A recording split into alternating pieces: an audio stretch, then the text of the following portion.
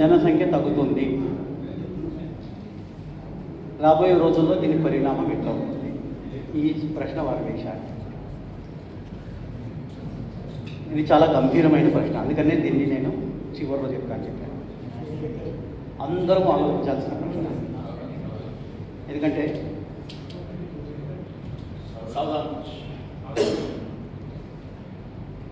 మహమ్మదీయులు క్రైస్తవుల సంఖ్య మెల్లమెల్ల పెరుగుతుంది, హిందువుల జనసంఖ్య తగ్గిపోతుంది. 89% ఉన్నటువంటి హిందువుల జనసంఖ్య 80 సంవత్సరాల్లో 78% వచ్చింది.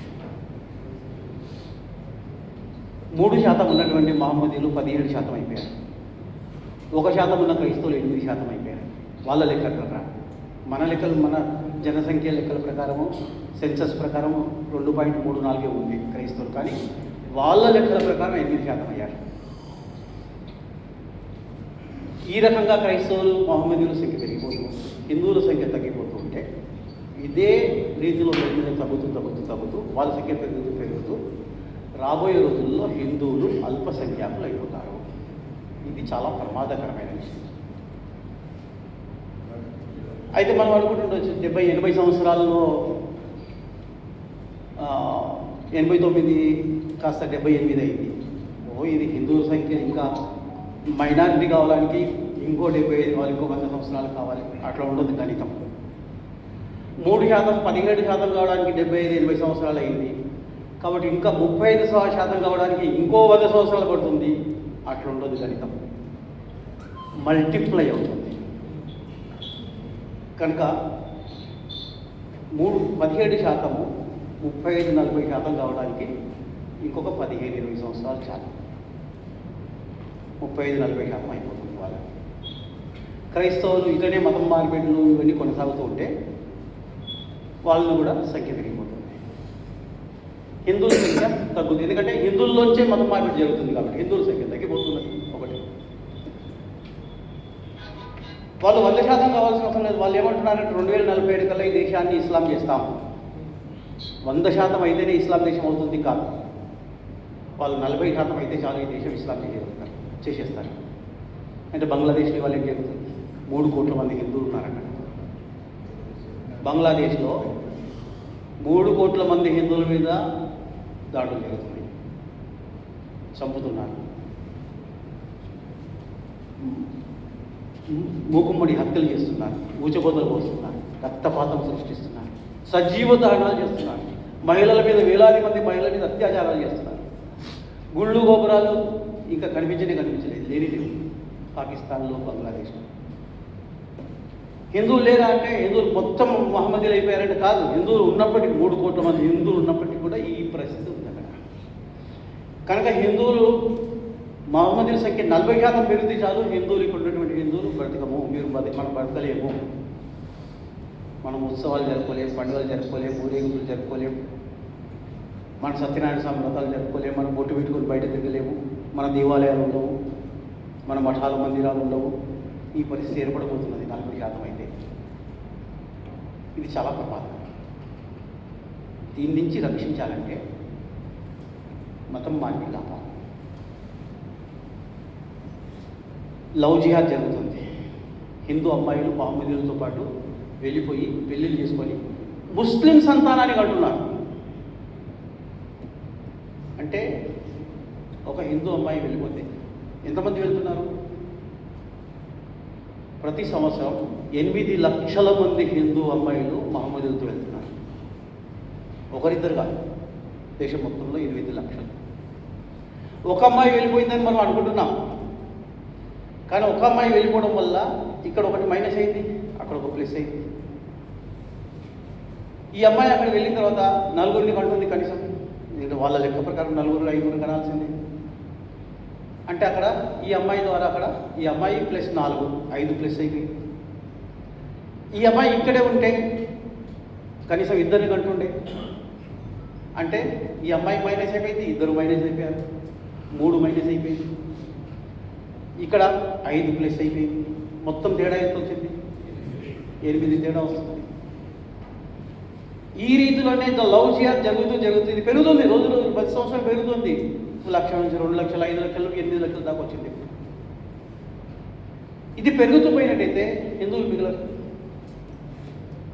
మొన్న ఆపరేషన్ సింధూర్ సందర్భంగా కొత్త విషయం కూడా బయటకు వచ్చింది. ఇక్కడనే అమ్మాయిలు మహమ్మదీయులు పాకిస్తాన్లో ఉంటారు, భర్తలు, వాళ్ళు వచ్చి ఇక్కడ సంతానాన్ని కనిపోతారు, అంతే వాళ్ళ పని అంతే. ఇక్కడికి రావడం, సంతానం కావడం, అక్కడ పోయి పనులు చేసుకుంటారు. వాళ్ళ సంఖ్య 25 లక్షలు ఆడపిల్లలు, ఆడవాళ్ళు, వాళ్ళ పిల్లలు, వాళ్ళ అక్క చెల్లెలు, అన్నదమ్ములు అంత కలిపితే కోట్లలో వస్తుంది. ఈ సంఖ్య పెరిగిపోతున్నారు.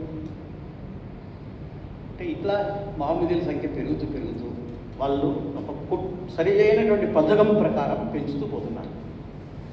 ఒక్కొక్కరు 8, 10, 12 మంది పిల్లల్ని అంటూ వాళ్ళ సంఖ్య పెంచుకోవాలి. లవ్ జిహాద్ చేస్తూ సంఖ్య పెంచుకోవాలి. బయట దేశం నుంచి అక్రమ చొరబాటు చేసి సంఖ్య పెంచుకోవాలి. అట్లా పెంచుకుంటున్నారు. హిందువుల సంఖ్య తగ్గిపోతుంది.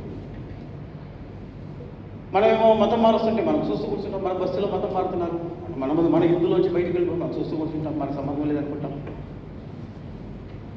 ఇది ప్రమాదం. మన పిల్లలకి, మన ఆడపిల్లలకి మనం నేర్పాలి, మన సంస్కారం నేర్పాలి, మన సంస్కృతి నేర్పాలి, మన పద్ధతులు నేర్పాలి. వాళ్ళ మహమ్మదులతో వాళ్ళతో పాటు పోకుండా చూసుకోవాలి. ఈ సంస్కారం మనం ఇస్తున్నామా మన పిల్లలకి? ఇవ్వడం. కాబట్టి వెళ్ళిపోతున్నారు. మన పిల్లలు, మన ఆడపిల్లలు ఎవరితో తిరుగుతున్నారు? కాలేజీల్లో ఎవరితో మాట్లాడుతున్నారు? ఒక గంట కనిపెట్టాల్సిన అవసరం ఉందా లేదా? మన ఇక్కడనే మన మౌలాలీలో ఒక కేసు వచ్చింది. ముస్లిం అమ్మాయి, హిందూ అమ్మాయి ముస్లింతో పాటు తండ్రి అంటున్నాడు, ఆ పోనీ మాకేం పిల్లలు, ఆ అమ్మాయి ప్రేమించింది, వెళ్ళిపోతుంది, పోనీ. ఇది తల్లిదండ్రులకు ఉన్న ఆలోచన. అంటే ముస్లిమా, హిందువా, ఎవరితో పోతుంది, ఎందుకు పోతుంది, ఈ ఆలోచించే స్థితులు తల్లిదండ్రులు లేరు. కానీ తల్లిదండ్రులు ఇవాళ ఆలోచించాలి. మన పిల్లలకి ఏం నేర్పాలి? మన పిల్లలు ఎటుపోతున్నారు, ఎవరితో తిరుగుతున్నారు, కాలేజీలో ఎవరితో మాట్లాడుతున్నారు, ఇంట్లో ఫోన్లో గంటలు మాట్లాడుతున్నారు. అంటే ఎందుకు మాట్లాడుతున్నారు? గంటలు ఏం అవసరం ఉంది? అంత మాట్లాడాల్సిన అవసరం ఏముంది? ఎవరితోనైనా మాట్లాడి కాక, ముస్లిమా, హిందువా, కానీ గంటలు ఎందుకు మాట్లాడాలి? ఇది మనం గమనిస్తున్నామా? పిల్లలు సరి చేస్తున్నామా? ఇవన్నీ మనం గమనించాల్సి, ఇవన్నీ సరి చేయాల్సిన అవసరం ఉంది వాళ్ళ ఒకటి. కనుక మతం మార్పిడులు ఆపే పని మనం గ్రామాల్లో, మన బస్తీలో మనం చేయాలి. లవ్ జిహాద్ గురించి మన బస్తీలో మన పిల్లలు, మన బస్తీలో ఉండే ఆడపిల్లలు కనుక వాళ్ళ తల్లిదండ్రులు చిన్న మీటింగ్స్ పెట్టి ఇవన్నీ మనం తెలిపాలి, వాళ్ళని జాగృతం చేయాలి. ఆడపిల్లలకు కూడా మీటింగ్లు పెట్టి వాళ్ళకు కూడా ముస్లింలతో పాటు పోతే ఏ విధమైన భవిష్యత్తు ఉంటుంది, ఏ విధంగా వాళ్ళు రోడ్ల మీద పడిస్తారు, కానీ పిల్లల్ని కానీ ఏ విధంగా చంపుతున్నారు, అనేక మంది చంపుతున్నారు, ముక్కలు కోసి ఫ్రిడ్జ్లో పెడుతున్నారు, సూట్ కేసులు పెడుతున్నారు. ఇది చూడడం లేదా రోజు? ఇవన్నీ చెప్పాలి పిల్లలకి. ఇదంతా మన బాధ్యత. మూడోది, బయట దేశం నుంచి వచ్చి అక్రమంగా చొరబడి రోహింగ్యాలు వస్తున్నారు, బంగ్లాదేశీలు వస్తున్నారు, వాళ్ళని గమనించి కంప్లైంట్ చేయాలి, చర్య తీసుకోమని చెప్పాలి, లేదా కోర్టుకు పోవాలి. ఇది మనందరి బాధ్యత.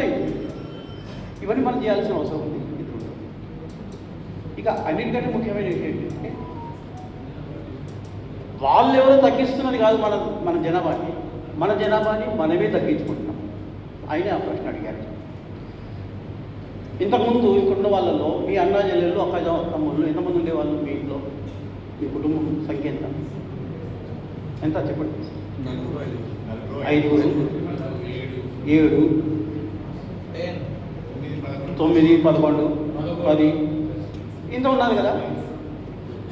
ఇప్పుడు 2, 3, ఒకరు వద్దు, 2 వద్దు, ఒకరు లేదా అసలే వద్దు, ఇట్లాంటివి ఎందుకు వచ్చినాయి?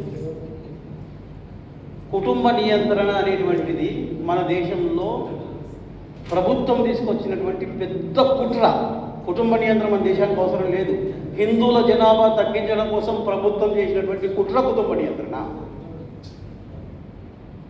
మన బుర్రల్లో నిండింది. అది హిందువుల కోసమే, ఎవడు పాటించాడు వేరేవాడు, మనమే పాటిస్తున్నాం. మన కోసమే ప్రచారం జరిగింది, మన బుర్రల్లో కూర్చోబెట్టారు, మనం పాటిస్తున్నాం. మనం ఇద్దరు ముగ్గురు అన్నారు, 2 ముగ్గురు అన్నాం. ఇప్పుడు ఇద్దరు అన్నారు, ఒకరిద్దరు. ఇప్పుడు ఒకరి ముందు ఇద్దరు, ఇవన్నీ జరుగుతున్నాయి. ఎందుకు జరుగుతున్నాయి? మన బుర్రలు పాడయ్యాయి.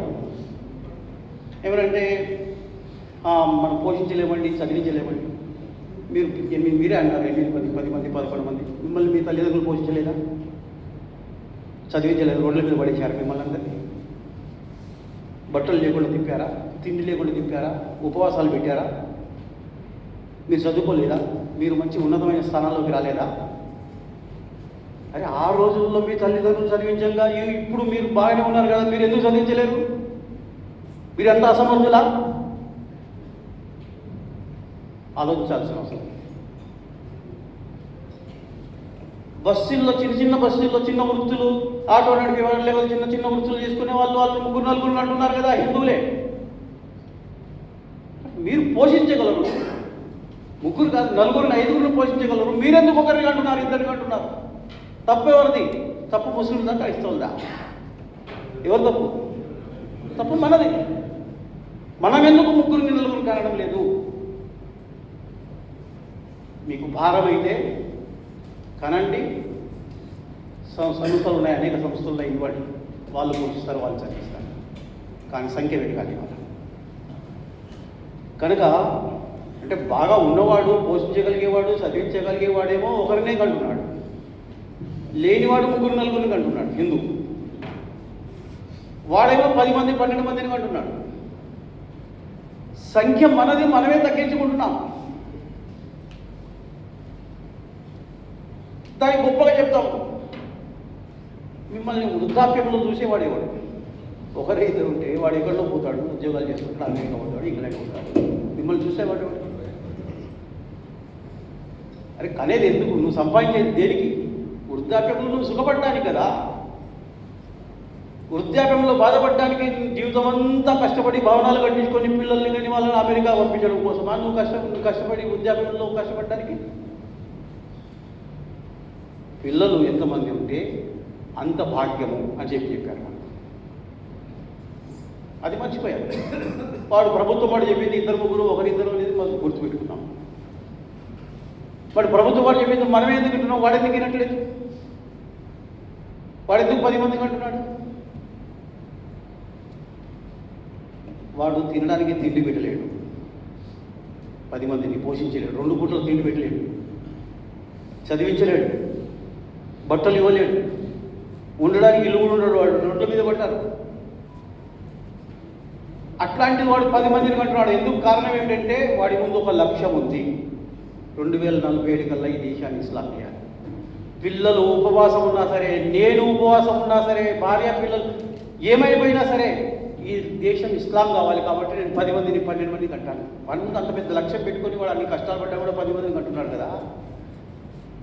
ఎందుకంటున్నావు అంటే అల్లా దేరే అంటున్నాడు వాడు. మరి మన దేశాన్ని రక్షించుకోవాలని ఆలోచన మన లేదా? మన ధర్మాన్ని రక్షించుకోవాలని ఆలోచన మన లేదు? అరే మన కోసం కాదు, కనీసం మన ధర్మం కోసం, మన దేశం రక్షించడం కోసం రాబోయే రోజుల్లో హిందూ ధర్మము, హిందూ దేశం ఉండాలి, సమాజం ఉండాలంటే కనీసం 3 పిల్లలు ఉండాల్సిందే ప్రతి ఇంట్లో. కనుక ధర్మాన్ని రక్షించడం కోసం 3 కణాలి, 4 కణాలి. అయితే ఇక్కడున్న వాళ్ళకి ఎవరికి అవకాశం లేదనుకోండి, అంతేకాదు. కనీసం మీరు మీ పిల్లలకి చెప్పండి, మీ మనవరాళ్ళకి చెప్పండి, 3 పిల్లల్ని కర్మని చెప్పండి. ఇప్పటి నుంచి వాళ్ళు చెప్పండి. ఇక్కడే మన కుకటిపల్లిలో ఒక డాక్టర్ ఉంటాడు. ఆయన ఇంగ్లాండ్లో ప్రాక్టీస్ చేసేవాడు ఈ మోకాలు రీప్లేస్మెంట్. చాలా పెద్ద డాక్టర్, చాలా పేరు వస్తుంది డాక్టర్. ఆయన భారతదేశంలో ఇట్లా హిందుత్వం ప్రమాదంలో ఉంది, మత మార్పులు జరుగుతున్నాయి, లవ్ చేయాలి, దీనికోసం ఆయన ఆ ప్రాక్టీస్ అంతా మూసేసుకొని భారతదేశం వచ్చాడు. ఆయన